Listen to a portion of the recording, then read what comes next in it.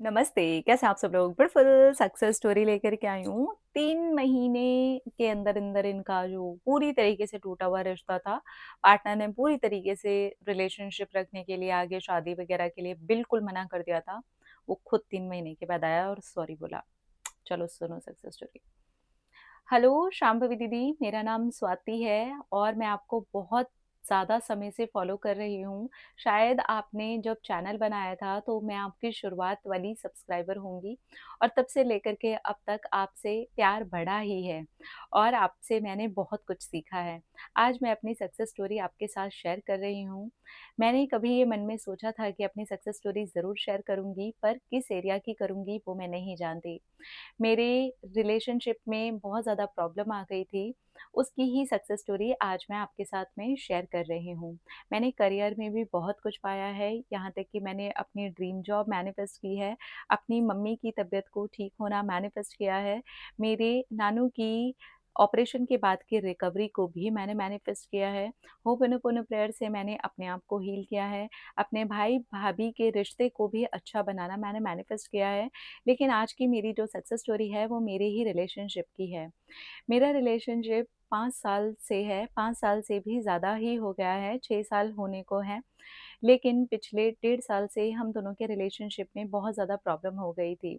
18 महीने पहले हमारे रिश्ते के अंदर हमारी फैमिलीज़ में ये ब बोला था कि हम दोनों शादी करना चाहते हैं, तो पहले तो मेरी फैमिली ने भी मना कर दिया, कास्ट का इश्यू था। और रिलेशनशिप में ये भी थोड़ा-सा प्रॉब्लम था, मेरे पार्टनर का जो कलर है, वो मुझसे काफ़ी ज़्यादा फेयर है और मैं रंग से थोड़ी-सी दबी हुई हूँ। लेकिन मेरे फीचर्स वग़ैरह बहुत ज़्यादा शार्प हैं और मैं बहुत ज़्यादा ब्यूटीफुल भी हूँ। मेरे पार्टनर को कभी भी इस बात से कोई प्रॉब्लम नहीं हुई, बल्कि उनको तो मैं बहुत ज़्यादा अट्रैक्टिव लगती भी हूँ। तो इसलिए ये इश्यू हम दोनों के बीच में नहीं था, लेकिन उनकी फैमिली ने ये इश्यू ज़रूर उठाया था। तो इसको भी एक इश्यू बना लिया गया और उसके बाद में कास्ट को भी लेकर के एक इश्यू बना दिया गया। फिर मेरी फैमिली को तो किसी तरीके से मैंने कन्विंस कर लिया, लेकिन मेरे पार्टनर की फैमिली कन्विंस ही नहीं हो रही थी और इसी वजह से हम दोनों के बीच में भी दूरियाँ आनी शुरू हो गई। मिसअंडरस्टैंडिंग्स भी होनी शुरू हो गई और हम दोनों के बीच में बहुत ज़्यादा डेली लड़ाई होने लगी। जब भी बात करते थे तो अब प्यार वाली बातों के अलावा लड़ाई हो जाती थी, क्योंकि मैं चाहती थी कि उनकी फैमिली मान जाए, लेकिन वो शायद नहीं कर पा रहे थे और उनके लिए हर दिन मुझसे लड़ना और उनके परिवार से लड़ना मुश्किल होता जा रहा था। उस वक़्त तो मुझे भी कुछ समझ में नहीं आया, मैं भी गुस्से में थी और फिर हम दोनों के बीच में इतनी ज़्यादा प्रॉब्लम्स हो गई कि वहाँ पर ब्रेकअप ही हुआ। पर मैंने अपने पार्टनर को बहुत बार समझाया कि ये नहीं करना चाहिए, मुझसे गलती हो गई है, मैं तुम्हें बहुत ज़्यादा प्रेशर डालती हूँ, अब नहीं डालूँगी, पर रिश्ता मत तोड़ो। मेरे पार्टनर ने कहा, बात प्रेशर की नहीं है, बात मेरा दिमाग फट रहा है और अब हम दोनों के बीच में वो प्यार भी नहीं रह गया है, हम आए दिन लड़ते रहते हैं।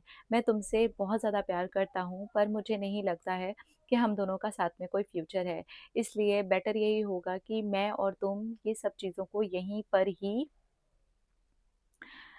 बंद कर देते हैं। मैंने अपने परिवार को बहुत ज़्यादा समझाने की कोशिश की है, आए दिन वहाँ पर भी लड़ाई-झगड़े होते हैं, मरने-मारने की कस्में खाई जाती हैं। सॉरी मैं नहीं कर पा रहा हूँ, मुझसे नहीं हो पा रहा है। तुमने मेरे लिए बहुत ज़्यादा स्टैंड लिया है, अपने परिवार में भी कोशिश की है, मैं उसके लिए तुमको थैंक यू बोलता हूँ।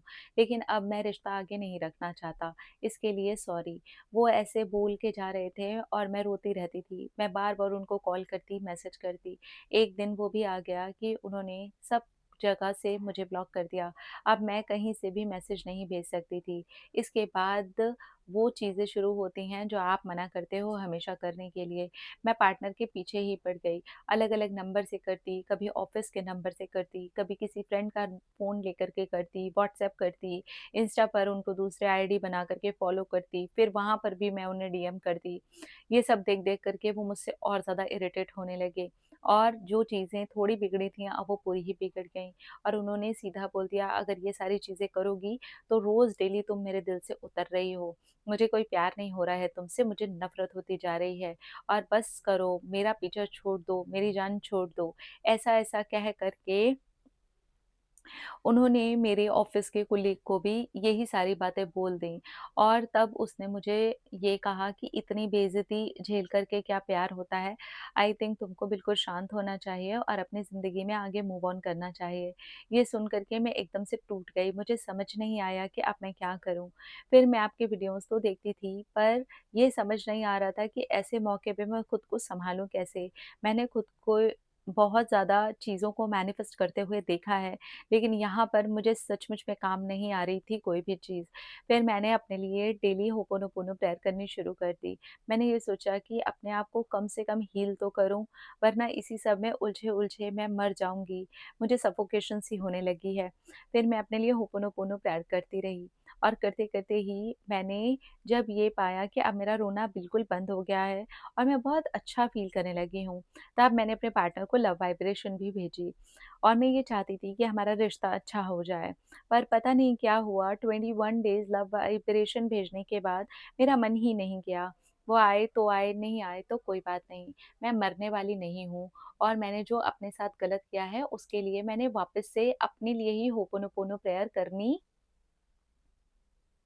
शुरू कर दी। मैं आज भी अपने लिए, अपने आप को दिए हुए दुःख के लिए होपोनोपोनो प्रेयर करती हूँ। पार्टनर के लिए रोना-तड़पना मैंने बिल्कुल ही बंद कर दिया।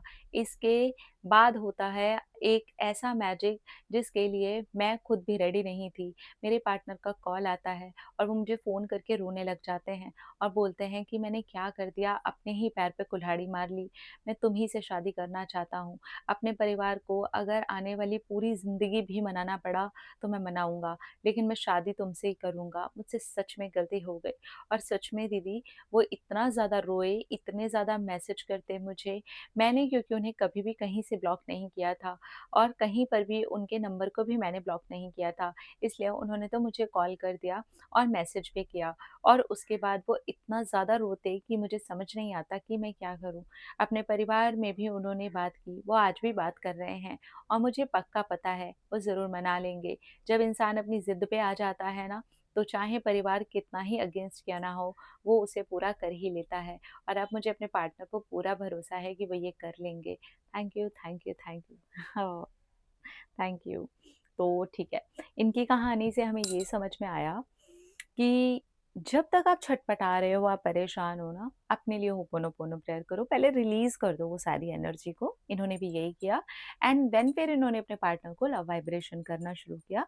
उससे हुआ ये कि लव वाइब्रेशन करते-करते ही वो धीरे-धीरे वो जो एनर्जी थी वो अलाइनमेंट हो गया। पहले तो खुद को हील किया, देन पार्टनर को किया, फिर रियलाइज़ किया नहीं यार खुद को ही ज़्यादा दुःख दिया है, पार्टनर आए ना आए, रिलेशन हो ना हो, मैं इम्पोर्टेंट हूँ मेरे लिए एंड देन फिर इन्होंने अपने आप को होपोनोपोनो प्रेयर किया, वो आज भी कर रहे हैं अपने लिए होपोनोपोनो प्रेयर। तो वो जो हीलिंग एनर्जी थी वो इतनी ऊपर उठी कि जो इन्होंने मैनिफेस्ट किया था, वो भी सामने से हो गया, पार्टनर खुद रोते-रोते अपने पास आ गए।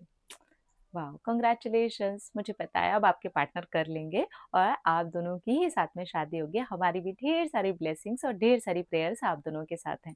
अपना-अपना रखिए ख्याल, अपने आप से कीजिए ढेर सारा प्यार ताकि वो अट्रैक्ट करें ढेर सारा प्यार। Love you. टाटा।